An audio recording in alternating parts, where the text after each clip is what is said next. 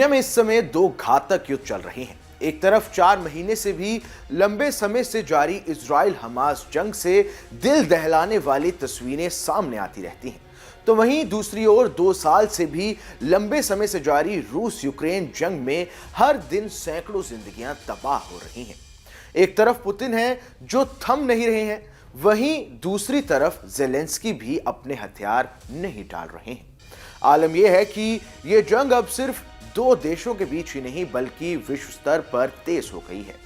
इसी बीच अब रूसी राष्ट्रपति व्लादिमीर पुतिन ने नाटो देशों को बड़ी चेतावनी दे दी है। पुतिन ने नाटो देशों को चेतावनी देते हुए यह तक कह दिया है कि अगर उन्होंने यूक्रेन में सेना भेजी तो उन्हें परमाणु हमले का सामना करना होगा। क्या है पूरा मामला, आइए इस वीडियो में जानते हैं। मैं हूं कुमार शर्मा और आप देख रहे हैं न्यूज नेशन का डिजिटल प्लेटफॉर्म। रूस यूक्रेन जंग हर दिन और घातक होती जा रही है। अब तो ऐसा लग रहा है कि इस जंग के चलते जल्द दुनिया को परमाणु हमले का सामना करना पड़ सकता है। इस बात का दावा किसी और ने नहीं बल्कि खुद रूस के राष्ट्रपति व्लादिमीर पुतिन ने अपने हालिया बयान में कहा है।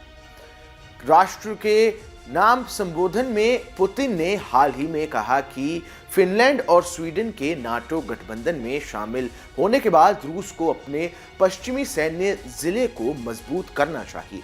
पुतिन ने यह भी कहा कि पश्चिम का कहना है कि रूस कथित तौर पर यूरोप पर हमला करने जा रहा है, ये बकवास है। उन्होंने ये भी कहा कि विदेश नीति में पश्चिम के खतरनाक कार्यों और बयानों से परमाणु संघर्ष और सभ्यता के विनाश का खतरा है। पुतिन ने यह साफ साफ कह दिया कि रूसी संघ की स्ट्रेटेजिक न्यूक्लियर फोर्स पूरी तरह तैयार है।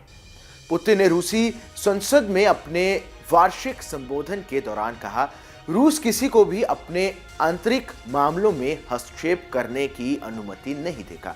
उन्होंने ये भी कहा कि जिसने भी रूस पर आक्रमण करने की कोशिश करी उससे दूसरे वर्ल्ड वॉर की तुलना में अधिक कठोर परिणाम भुगतने होंगे, क्योंकि उनके देश के पास अब ऐसे हथियार हैं जो दुश्मन के इलाके पर निशाना साध सकते हैं।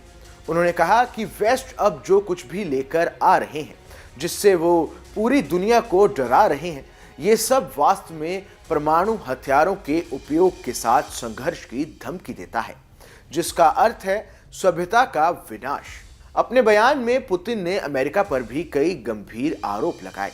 अपने दावे को दोहराते हुए पुतिन ने कहा कि पश्चिमी देश रूस को भीतर से कमजोर करने की कोशिश कर रहे हैं। पुतिन ने यह भी कहा कि अमेरिका रूस को रणनीतिक हार देने की कोशिश कर रहा है। पुतिन ने कहा कि रूस के ज्यादातर लोग विशेष सैन्य अभियान का समर्थन करते हैं।